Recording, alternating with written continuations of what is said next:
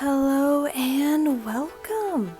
This is Zoo, and today I am releasing a very special video. Now, as you know, I've hit 100 subs on my channel, and I've kind of been thinking about this for a while for when it did happen, and I wanted to see basically and play around with different ideas, but in the end I decided to do a special episode on Then and Now of WolfQuest. I do get a lot of traffic regarding WolfQuest content, so I thought, hey, sure, why not?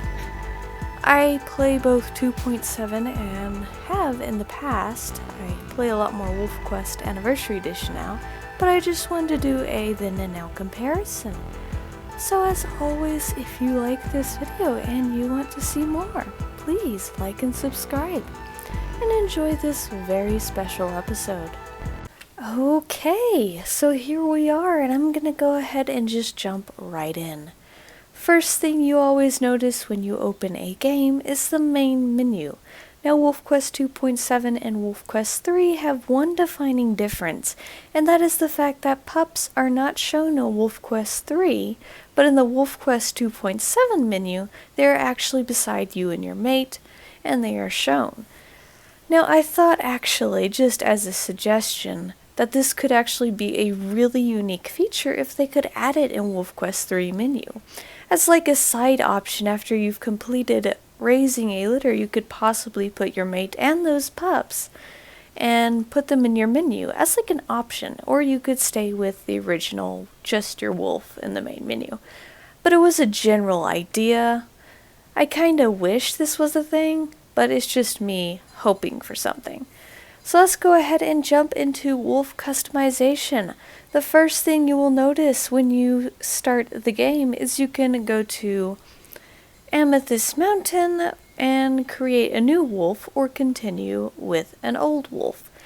Now, this is in both versions of WolfQuest when you start from scratch. However, unlike in WolfQuest 3, there are a lot of limitations on customizations. Granted, there is actually about 25 technically unique coats in 2.7. However, upon looking at WolfQuest 3, if you have the DLC coats and the ambassador coats and, of course, every other coat, that comes a total of 50 coats, so literally twice the amount from 2.7. WolfQuest 3 has definitely made some improvements. Customizations such as scars, ears being bent, and fluffy tails, and many more customizations.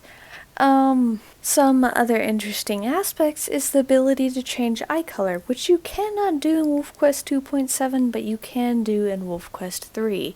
There's also now in WolfQuest 3 a secondary and primary howl, which totals to a total of 25 howls in WolfQuest 3. Now 2.7 should only have primary howl, which is good, but you also don't have as many howls in primary as you do in WolfQuest 3. So there's no secondary howl in 2.7, and you have a lot less options to choose from. Another interesting fact is the radio color has been changed just a smidge, but not by that much. You also now have attributes, which is a little bit different from the abilities you originally had. For attributes in WolfQuest 3, you have strength, stamina, speed, and health. And as you can see from my demo wolf over here, you actually only have 8 howls, and you will have 3 attributes in general or abilities, which is strength, stamina, and speed. In WolfQuest 3, we actually now have the option to put a bio, and you also have a personality, which will be actually shown in your pups. Something that is just absolutely not there in WolfQuest 2.7, personality traits. Everything's the same in your pups and both your mate, and it is very bland. I'm really glad that they added this diversity because it does make for some interesting moments. I will say that much. Okay, so now that we have the basics of setting up your wolf and your game, Let's go ahead and jump into the actual gameplay. Let's go ahead and start with scents. Scents are a little bit different now than they used to be. In WolfQuest 2.7, there would be dots on the ground that would represent fox or a coyote or even elk, depending on where you were in what location you were at the moment, like a hunting territory or a wolf territory. There also a way you would go into wolf territory and find these yellow dots on the ground, follow them to several lines of yellow dots on the ground to a wolf. It could also work in the aspect that there are these weird purple plumes of clouds that would represent an elk carcass that you could feed on. You could turn it into scent view and look around and you'd see one even far, far away in the distance. Well, that was a little bit unrealistic in some aspects, so WolfQuest completely redid the scent system in Anniversary Edition, or WolfQuest 3.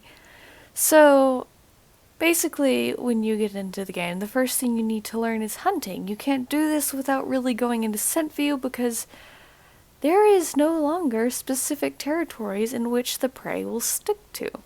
There's several multitudes of different species of prey now, and they will literally be anywhere and everywhere. One of the obvious differences you'll notice is that the scents will now bounce around in the air and just float around. And you can follow these to the source, which may be tracks or a carcass, another wolf, or an animal just wandering around, depending.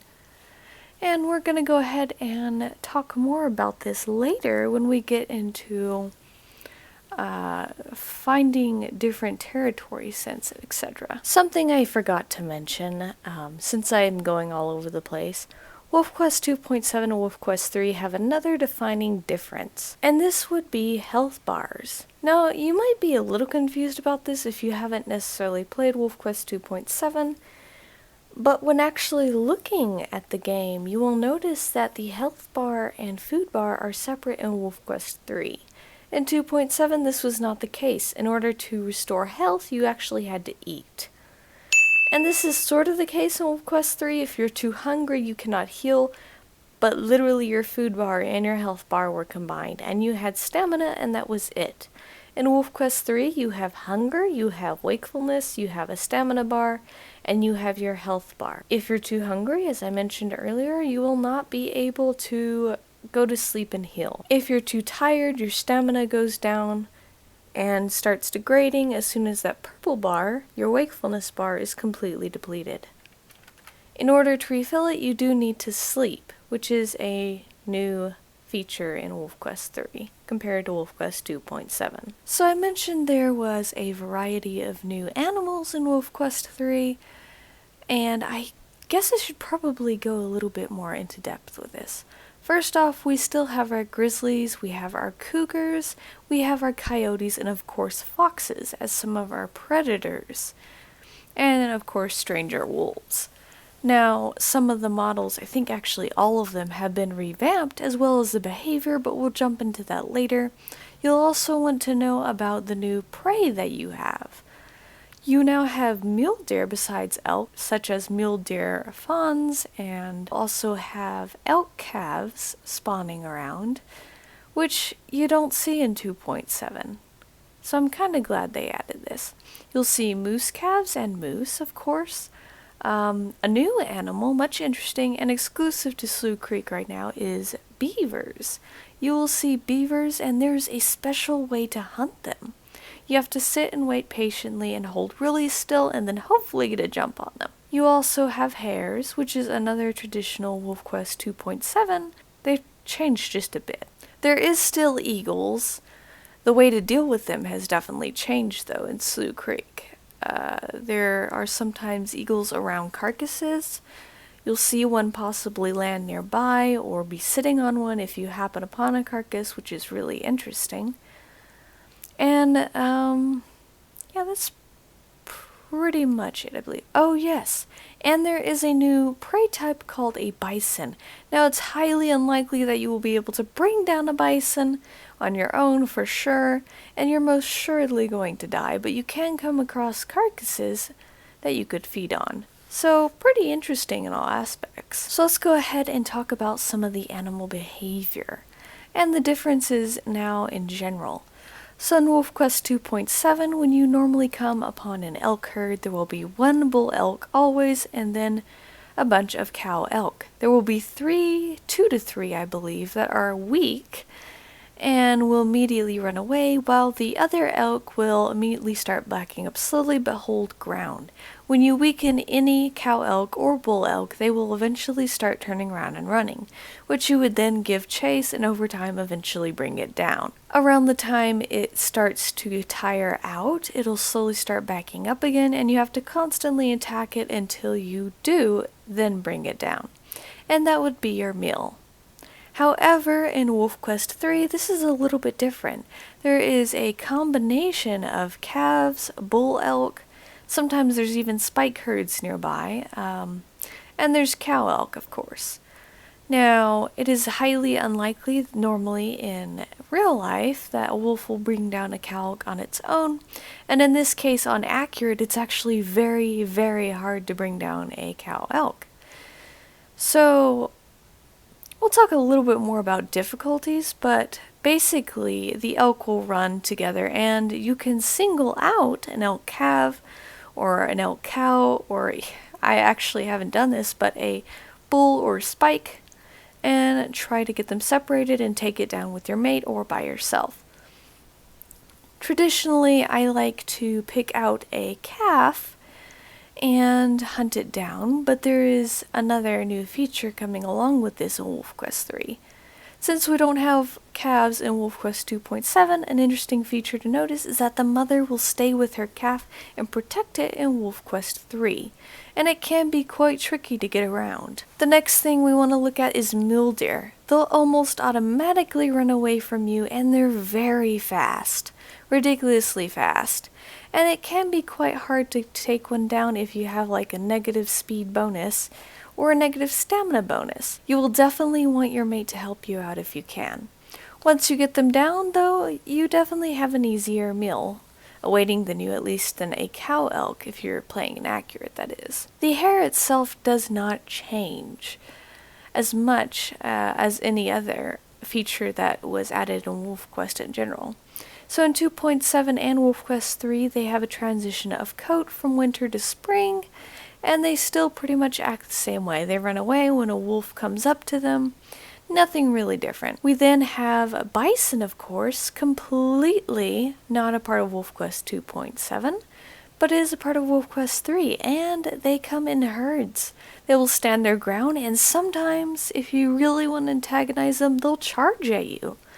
This can be quite troublesome, and you could possibly die, which is why, honestly, I recommend if you come across these, unless you're playing in like multiplayer and have many people, I would really not suggest attacking a bison. Beavers! One of the things I wanted to mention, in Slough Creek, there's something now called a beaver. Beavers are kind of semi-aquatic mammals, and you will often now see these beaver trails in Slough Creek, which you can follow. Just make sure you're downwind. Remember when I said downwind wasn't really a problem anymore in WolfQuest 2.7 and you didn't really understand it? Well, in WolfQuest 3, this is actually very important that the scents are coming towards you and not away towards the beaver. Because if they sense you, they're going to bolt. And hunting a beaver often does require stealth. Now, when you first find a beaver trail, all you have to do is go up to it and then press Control, if you're on PC, of course, and you will enter this special hunting crouch. This is new. Once you do this, you just wait for the beaver to come up, and then when you're able to bite, lock on and jump. You will get an extra damage bonus from this, and afterwards, you can continue to pursue the beaver in hopes of bringing it down. And you'll have a meal for you, your mate, and your pups, if you manage to do so. Another unique hunting feature I wanted to mention, and finally, was called Hunt and Snack. This is something the devs came up with, and noticing this behavior when a fawn or an ungulate is born, they don't really have a scent, and a mother cow or mule deer will actually send their baby hiding into basically these long patches of grass, hiding in a bush essentially. And in order to hunt this down in WolfQuest 3, you'll literally have to go into these bushes, and the only way you'll find it is if you accidentally come across it. In order to find one of these, you'll see a random cow elk or a mule deer just standing its ground away from a herd for no specific reason. And this special music will start to play as well. Once you found your snack, you can then take it to your pups.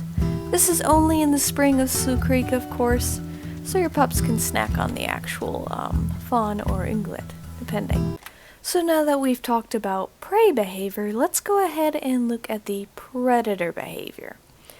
This is going to be really important in Slough Creek and when you're fighting off stranger wolves and other predators in Amethyst Mountain as well.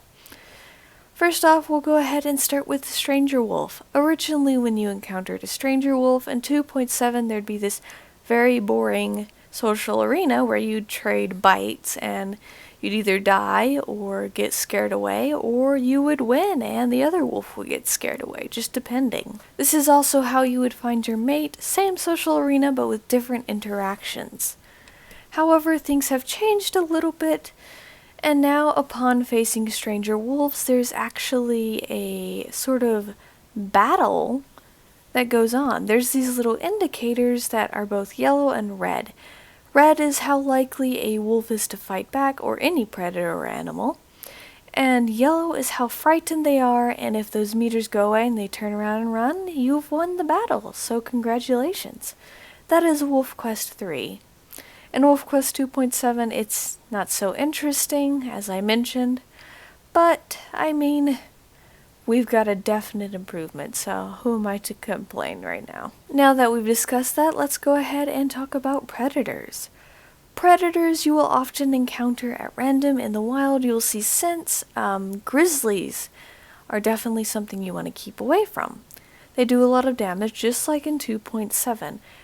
However, now you will actually have the possibility of seeing bear cubs along with their mother, or you might just find a solo male grizzly, depending. The behavior will often result in a grizzly standing up and basically standing to challenge. It's very unlikely you'll scare them away unless they're attacking your pups, then it actually is a possibility, but you can scare them off a carcass, even though it could be quite difficult. Cougars models have changed, and the behavior has changed a bit.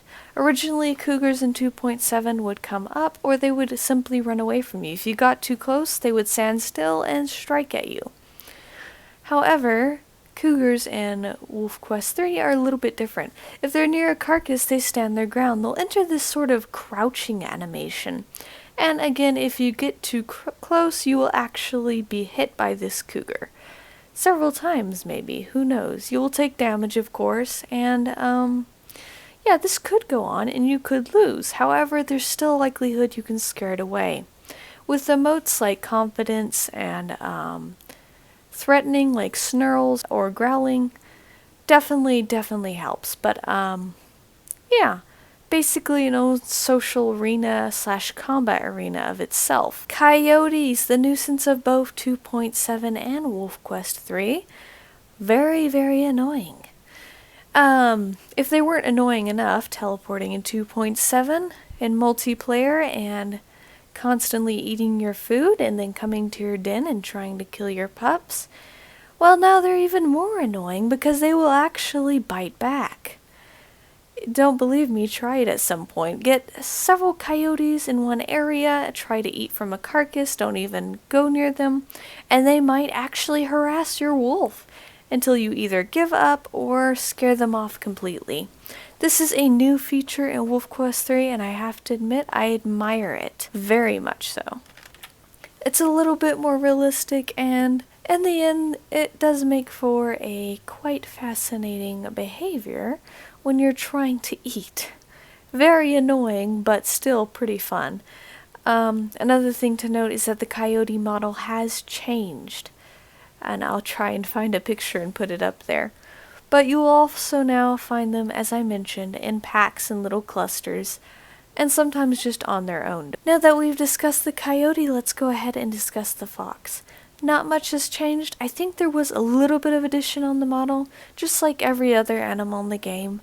Some just little tweaking and improvements. Foxes will still almost immediately run away upon seeing you, so that really hasn't changed. In WolfQuest 3, there are now some new features of eagles, and this is something to keep in mind when you're in Slough Creek. One, there's now a T-cam, which allows you to look up whenever a eagle appears at the den. And you would want to immediately get your pups into a safe place before that eagle swoops down and takes your pup, of course. So now that we've gone over hunting and we have gone over combat with predators, other wolves, another thing we want to look at, and that would be maps. And basically how territories now work. If you've played WolfQuest 3, you've probably noticed that there are now 3 pack territories, and there's a bunch of hexes. What happened to those very easy to identify giant purple circles that never change? Well, they're gone now.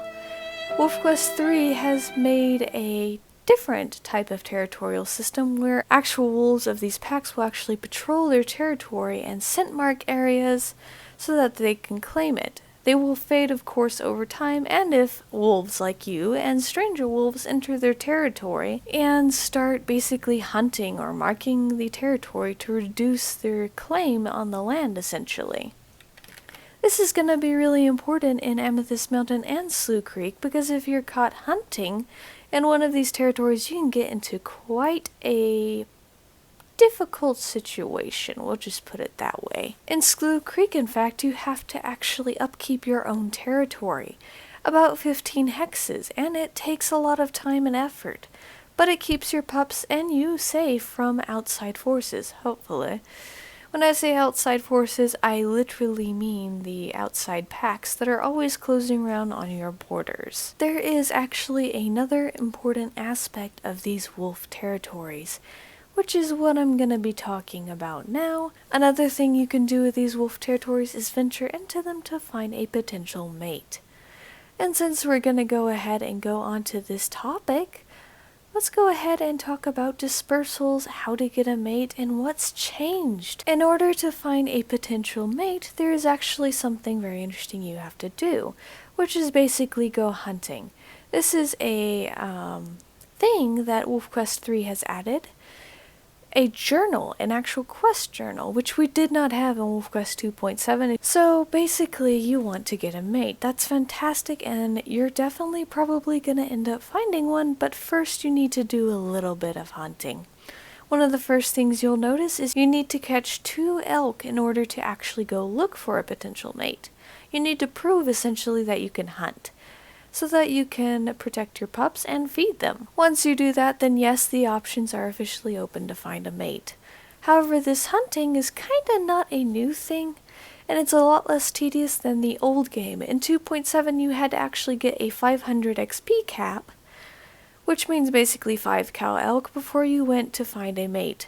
Of course, after you find your first mate and you've gotten that 500 XP cap, you can actually always start a new game with the current XP and continue to get a mate afterwards without needing to hunt any more cow elk. Something you should know in advance, once you have completed this hunting quest in WolfQuest 3, you also no longer have to do this.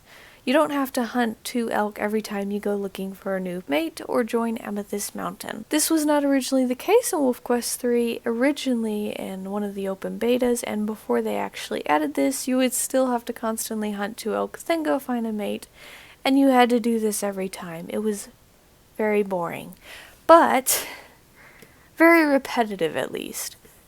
Moving on, you'll probably want to know more about the second step, which is finding a mate. So now that your wolf knows how to hunt, you immediately enter scent view and start looking around for dispersals. You will see these yellow icons floating around that will represent either a stranger wolf, female dispersals, or male dispersals.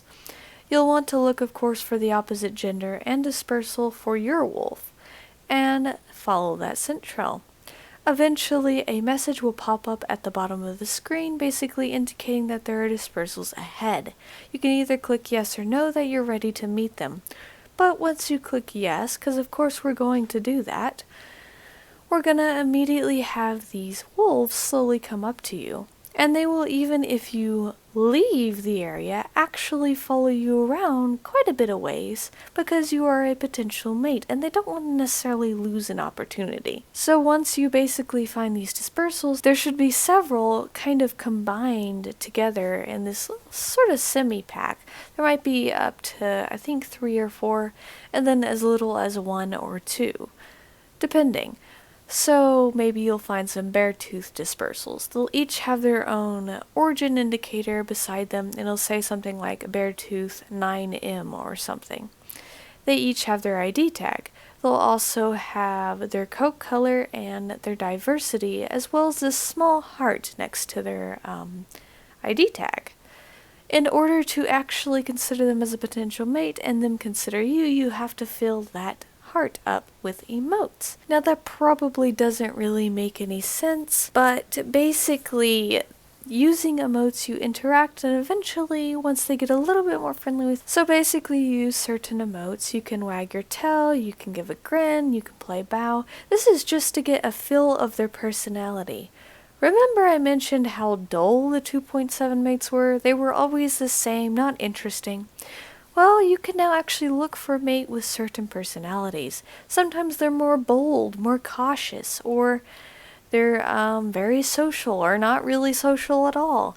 All these traits that you could be looking for are often found while you're in this little sort of courtship ritual at the very beginning, where you're playing bow and wagging your tail and trying to just get a feel of what exactly type of personality this wolf has. So of course there is another thing I mentioned just a few seconds ago, diversity.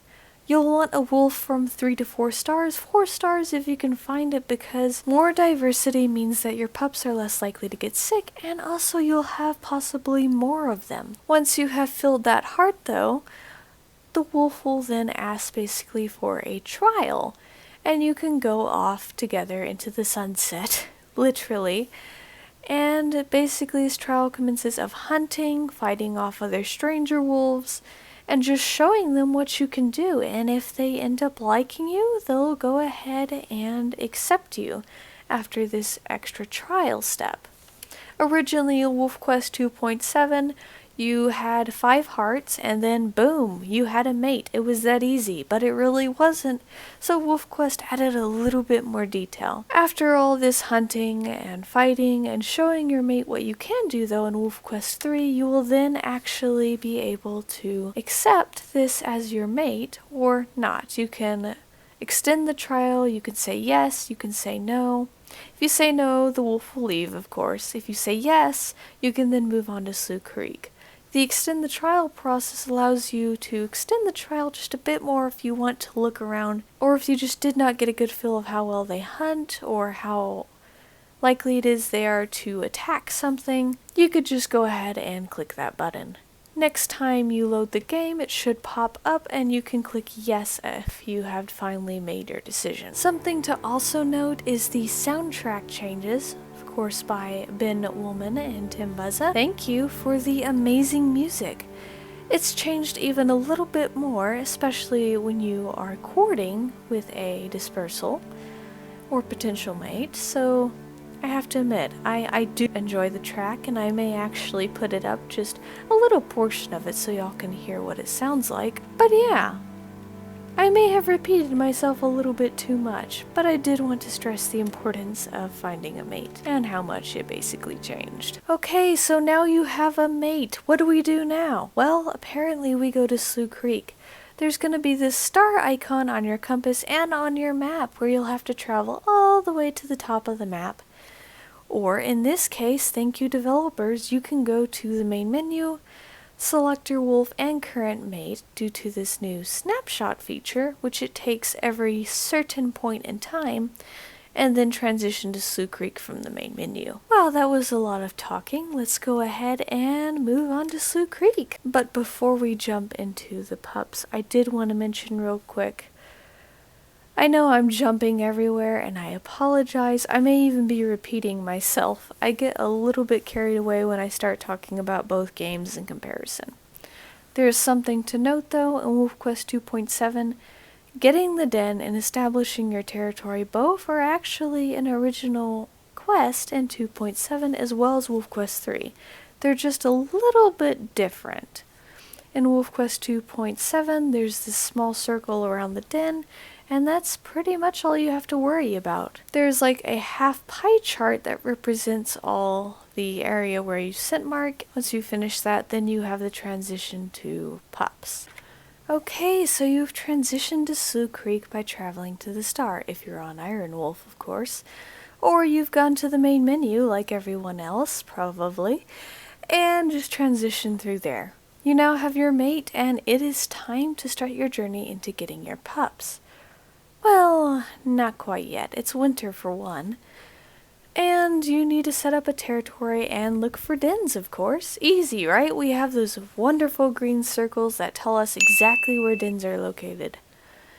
Well, that's a no. This is WolfQuest 3, not 2.7. 2.7 was too easy. So instead of little green circles that'll tell us exactly where the den is, we just have to run around in certain hexes of territory and hope for the best. So once you have basically established the fact that you're gonna have to run around and look for these dens, instead of having that friendly green circle that we all know, you get really adjusted to it very quickly. Essentially, you'll then be playing a game of hot and cold with scent view on if you're looking for den scents as well. There is an icon that will then pop up on the left. It's a small den icon, and the closer you get, the brighter and more obvious it will glow. When you're really close, it'll be this dark yellow color, kind of goldish. The den should be giving off certain scents that should indicate where it is. Once you have found this den, it is a possible location. You continue to find these dens until you have at least 3 suitable locations. Afterwards, you then can actually choose a den depending on if you've officially settled your territory. In WolfQuest 3, there are multiple steps you need to take in order to transition and find a den and then have your pups.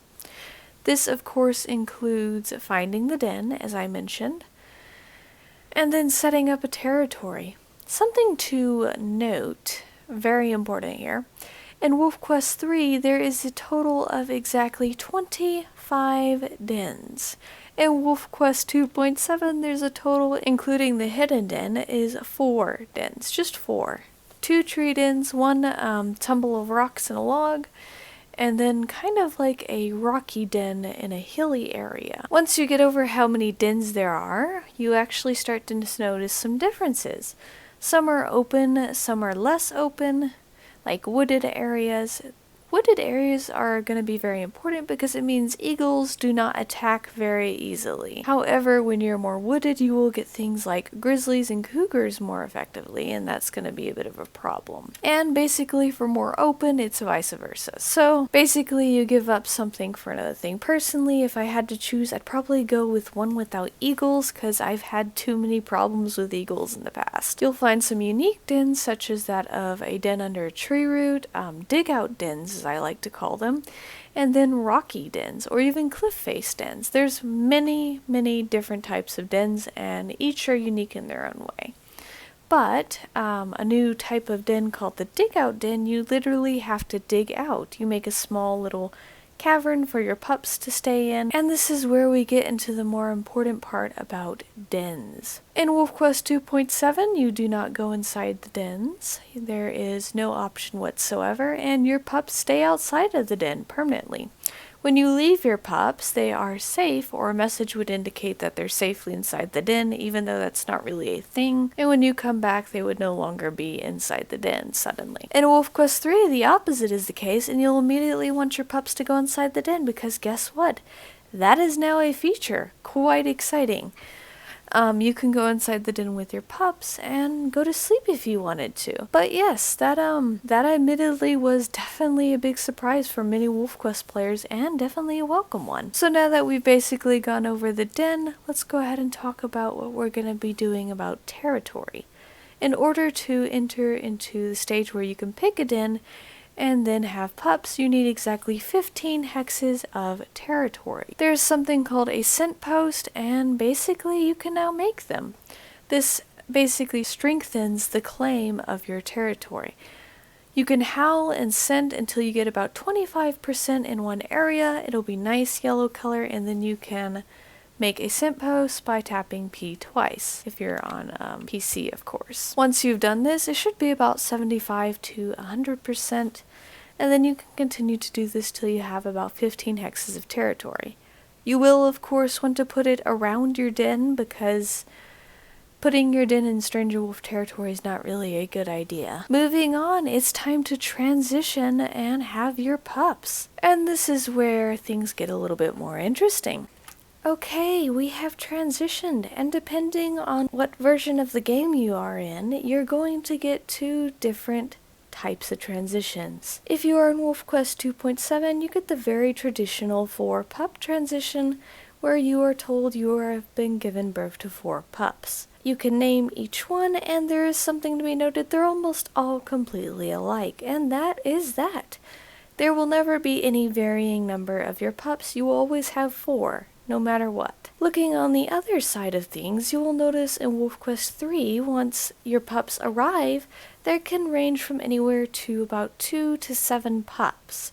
I'm not sure if you can have just 1 pup. I've not seen it as of yet, but that would be very interesting for sure. Each pup has its own personality and own coat color. It also has its own special ID tag along with its scent. Your pups also change over time in the coat color and how dark it is. Originally at 2.7, this was not a feature. Your wolf pups would stay the exact same. Essentially, your pups would be immortal and permanently young. Very odd and a little bit weird. And of course, the pup model has changed a bit. As soon as you get your entry scene, though, which you don't have on 2.7, you will notice that your mate is curled up with the pups inside the den. Did I mention that you can go inside the den now, and so can your pups? If I haven't, I mean, it's a pretty cool feature. Something you'll want to know about WolfQuest 3 is you can now wolf and send the pups into the den, and squeak and call them out of the den. Genders are also random in WolfQuest 3, and you can still name your pups. Now that we've talked a little bit about transitioning, let's go ahead and just talk about what comes next. Originally in WolfQuest 2.7, there was a certain quest line you had to follow. First, you would train your pups and raise the pack affinity, which, just like WolfQuest 3, is the blue bar beside your wolf ID tag. After this training process was complete, the quest guide itself would let you know, and then you'd move on to the second step: defending your pups. Predators would start attacking the den more frequently, and you had to constantly be on the watch out and make sure your pups did not end up as pup snack. Finally, when you completed this, you would grow your pups to 15 pounds, which would be the final quest before you would do the Great Journey. The Great Journey is basically this long and very tiresome journey of trying to keep your pups fed and alive while moving across a great distance to the rendezvous site. This was very, very tedious, but it definitely admittedly was one of the most intense parts of the game. Once that was done, you would have this epic zoom out and a howl scene, and your eardrums would probably need a doctor by the time your pups stop howling, but it was admittedly pretty good. And then you would be able to leave and exit the game. In WolfQuest 3, after your pups arrive, this is kind of all packaged immediately into one. Your main objective is to get your pups to about 15 pounds. However, while doing this, you will be defending, training, trying to keep the pack affinity up, and just to ensure that your pups survive to see the next day. Different aspects and features of the game have been implemented, such as hunt and snack, beaver hunting, as I mentioned previously. Sickness is another thing that can occur. It will happen at random, and a pup will have a notification down at the bottom letting you know that a pup has officially contracted a sickness or illness. It will then inform you that your pup may survive and recover, or it may never recover. Another thing that's new is something called moving dens. You can't always stay at the den because there is basically a flea load now, another new feature, which basically can determine how much your pups will leave and exit the den, and if they won't go in anymore at all. And then you would have to effectively move immediately, because given the fact that the whole schematics of the den has changed and the purpose of it, it would be a bad idea to stay. Did I mention that the den purpose has actually changed now? Well, pups now hide safely in the den because that is a thing now.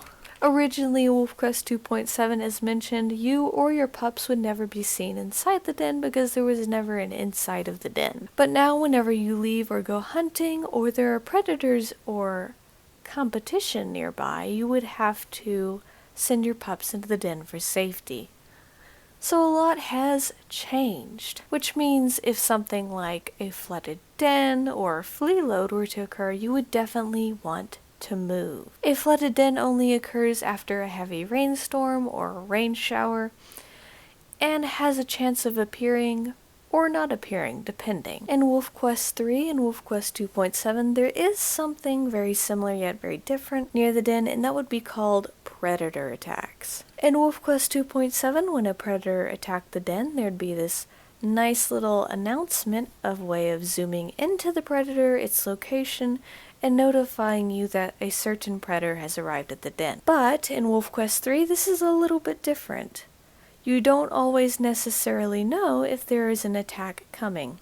For instance, a cougar may slowly stalk up to the den, and you wouldn't know it until the very last moment. Granted, there is an icon that pops up on the left side of your screen. It's a red icon, and it will immediately inform you of an attack. We still have attacks from coyotes, cougars, grizzly bears, eagles, and stranger wolves. There is no longer one stranger wolf attacking. There can actually be up to 2. I'm not sure, but maybe 3 sometimes. Once it is safe, a message will identify that you have managed to chase off the predator or competition, and your pups can safely come back out of the den. Pack affinity has not changed as much, though it has become much more affected by emotes, so wolves will now use. To raise pack affinity, you must use these emotes like play bow, wag your tail, etc. in order to raise pack affinity. It basically serves as the same function as 2.7, and that is to keep your pups from wandering out of the den in a way in such that if predators are nearby, they don't come out of the den, or if you are out hunting, they don't leave the den when they're not supposed to. In WolfQuest 3, we have this new transition into a later spring. WolfQuest 2.7 does not have this, and we don't see as much season change, except from the drastic winter to the immediate spring. But in WolfQuest 3, when spring does transition, a lot more hunting options for younger animals, such again as fawns or calves, become available. Pups are now able to eat solid meat chunks and from small carcasses such as hares, fawns, etc. This is not a case in WolfQuest 2.7, and you will forever be regurgitating food for your pups, even to the rendezvous site. Speaking of the rendezvous site, your pups are probably getting pretty close to 15 pounds now in WolfQuest Anniversary Edition. While by the time you get to 15 pounds in WolfQuest 2.7, you've probably completed the game and have journeyed to the rendezvous site, it is now actually time to leave for the rendezvous site in WolfQuest 3. A notification will tell you that your pups are all near the actual weight they need to be in order to leave, and then a short while later, you can then choose a rendezvous site and start heading in that direction. And you're probably wondering, hang on, did you say choose? Yes, I did say choose.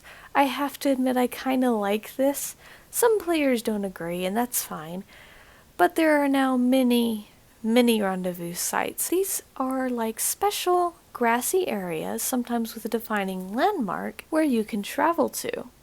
They can be close to the den, they could be far away from the den. It just varies. Once you have picked out a spot, you basically start your journey just as if you were transferring to another den, and then you would head to these areas. It's definitely now more ideal because nobody likes fleas anyway. Alright, so you've arrived at the rendezvous site, so your journey has ended, right? Well, no.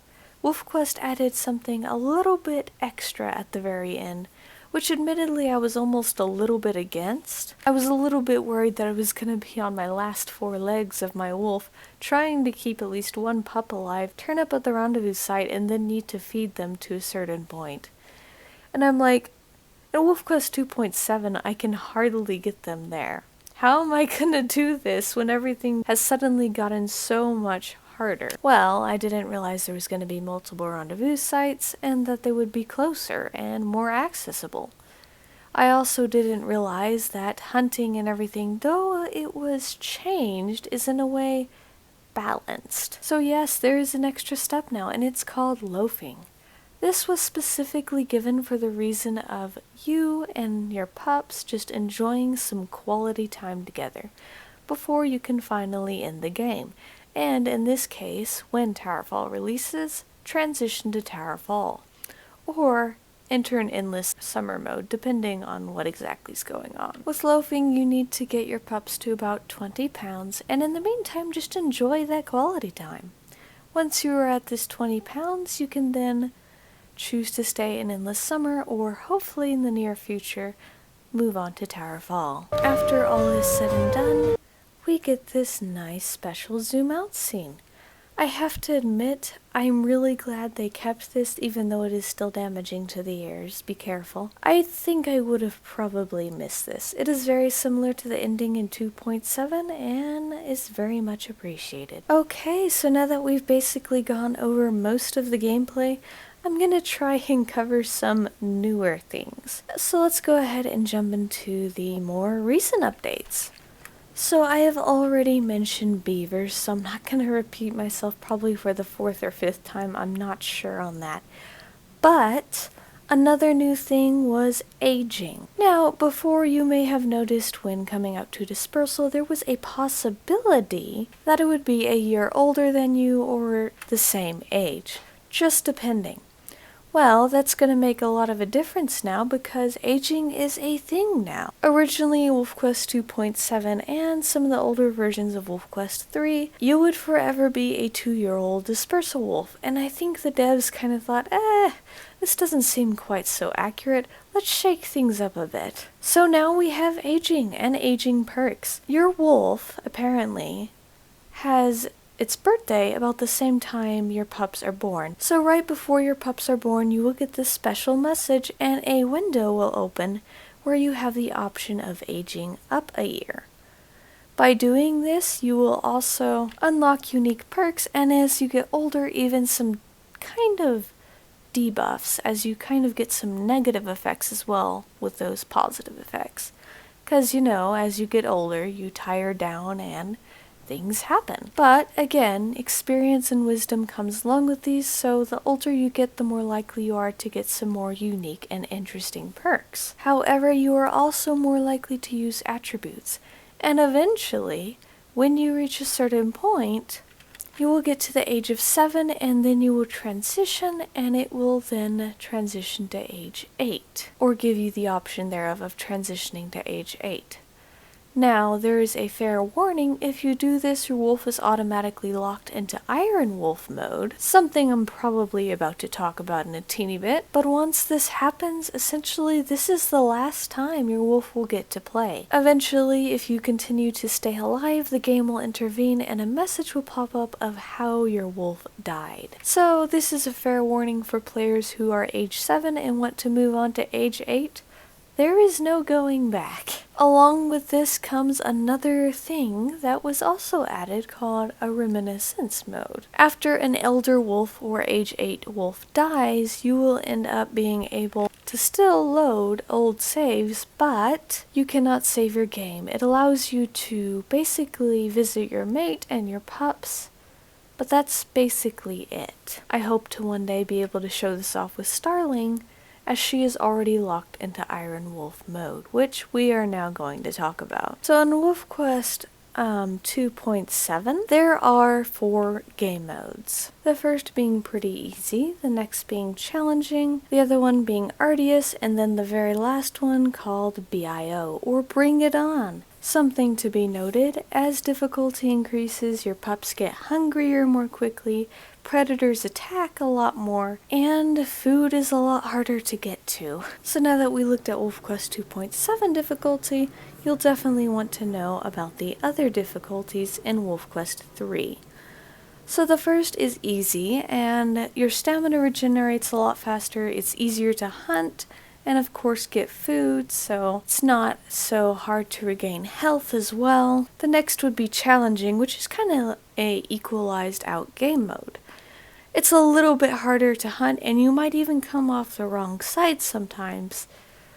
But for the most part, you're still able to live and protect your pups, with some exceptions and where you don't and things turn sour, but it's sort of like a medium difficulty. The next game mode would be accurate, and this allows the player a very, very hard experience. Hunting is, at least for me, restricted to mule deer and hares because I can't seem to hunt anything else. You take damage very easily, it's harder to chase off predators. Predator attacks are more common, of course, probably. It's just overall very, very difficult, and I admit, I think this is probably one of my least favorite game modes. And finally, we have the last one, the one I talked about, which is Iron Wolf. Iron Wolf is a little bit separate from the other 3. It's probably partially because it came much, much later than the first 3. But it also kind of accepts 2, at least, of the other difficulties. Iron Wolf game mode, in order to play it, you actually have to create a new wolf or grow up a pup and lock them into Iron Wolf game mode. Once this occurs, you have some certain features that are specifically enabled for Iron Wolf that make life a lot more difficult. Unlike in the menu, you don't just change your difficulty, you actually have to lock it in on the profile. Once you do this, your wolf will slowly age, and I'm not quite sure about this, but I don't think you have an option to not age. The second thing about this game mode is that it's basically Minecraft hardcore. If you don't know what I'm talking about, basically when your wolf dies, they're dead. You cannot play with them, you cannot do anything with them. You have one save that you can save with, and it automatically saves as well, but you cannot go back either. So not only does your wolf die and stay dead, but you cannot retrace your steps. This is pretty hardcore, I must admit. Another thing to be noted is, even though you're an Iron Wolf, you still have the difficulties, except easy. You can only play on challenging and accurate once you continue a new game. I believe this about wraps up the difficulties though, which leads me on to some other things. This last section of the video is basically just going to cover whatever I may have not covered, and just some in-credit thoughts, I guess. So I may have mentioned this, but you can now grow up your pups. Essentially, you can play as them. However, when you do this, you can lock them into Iron Wolf, as I mentioned earlier. Other features that are noted when you're growing up a wolf is that the personality is locked. So is the coat color and tinting, and I do believe the eye color. Most of the features of a grown-up pup is locked because it's already been, I guess you could say, rolled or chosen, because of course your wolf had these pups and their coat color, their eye color, and everything else was already selected for them. Another unique feature I may have mentioned briefly but didn't go into is a pup cam. Ever wanted to just look around and watch your pups? Well, now you can. Not that much else about it, but it is pretty fun to use. A note, there is still some stuff to come, such as bighorn sheep. There's going to be, of course, multiplayer in Slough Creek, and eventually we're going to have Tower Fall. I'm pretty sure that's very exciting for you all. I'm also kind of over here impatient and both excited to hear and wait for when such features are released. 2 last things I want to cover before I end this video though. One is in WolfQuest 2.7 and not in WolfQuest 3, and then the second one would both be in both versions of the game. So the second one we're going to go ahead and go over, and that would be Lost River. Now eventually Lost River is planning to be redone in a case as a DLC which you can later purchase. Right now WolfQuest 3 players have the classic Lost River map though, and you can go and visit Floppy the Moose. Now I'm not gonna say too much about this because eventually I do want to make a video of my wolf exploring Lost River.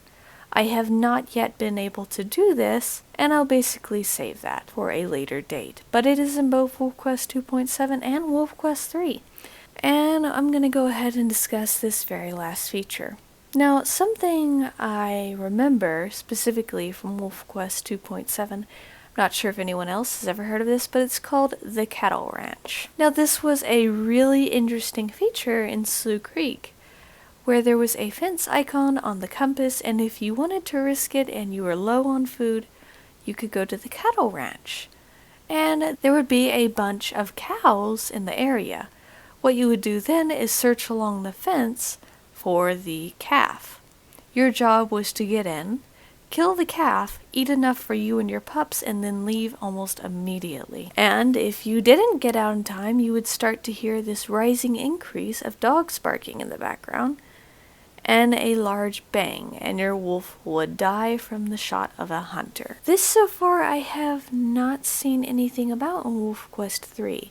There is no cattle ranch. I kind of can't help but wonder if maybe they're not actually going to add this in. But I will admit it is one of the unique features that I just want to make sure some people remember. And with that, so ends our special episode. I hope you guys have enjoyed this video. And if so, hey, please like or give a pause up. This is a new thing. I don't know if y'all like it, but tell me if you do. And subscribe, of course. Thank y'all for taking the time and patience to listening to me talk about WolfQuest for probably a ridiculously large amount of time. I hope you enjoyed this a little bit. If not, just let me know, and I won't ever do one like this again. And I will see y'all next time.